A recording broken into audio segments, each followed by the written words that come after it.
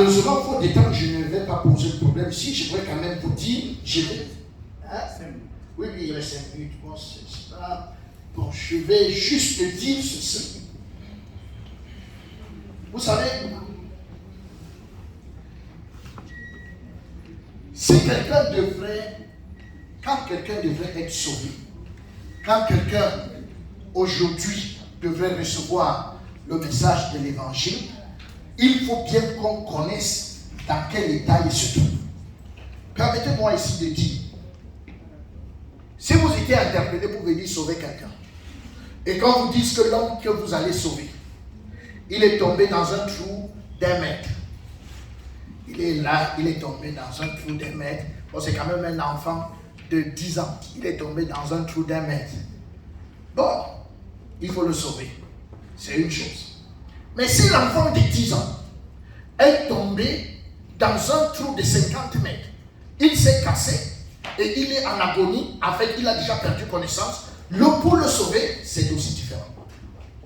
C'est profond. Ça veut donc dire que si c'est différent dans cette langue, il est important donc qu'on comprenne. Le message de l'évangile s'adresse aux hommes qui sont dans quel état, pour savoir quel élément il faut utiliser pour le salut. C'est pour ça que je vais donner juste un petit élément de réponse. Un jour, Jésus parle et il dit, Jésus reprit la parole et dit, un homme descendait de Jérusalem à Jéricho. Il tomba au milieu des brigands qui le dépouillèrent, le chargèrent de coups et s'en allèrent, le laissant à demi-mort. À demi-mort, il faut que nous allions réfléchir. Demi-mort veut dire quoi? Quand quelqu'un est à demi-mort, est-ce qu'il peut marcher? Est-ce qu'il a le bras juste cassé? C'est ça qu'on appelle demi-mort. Est-ce qu'il est dans le coma? Parce que s'il est dans le coma, et si c'est ça qu'on appelle demi-mort, ça veut dire que la manière de le sauver est différente de la manière que si c'est quelqu'un qui a juste un bras cassé.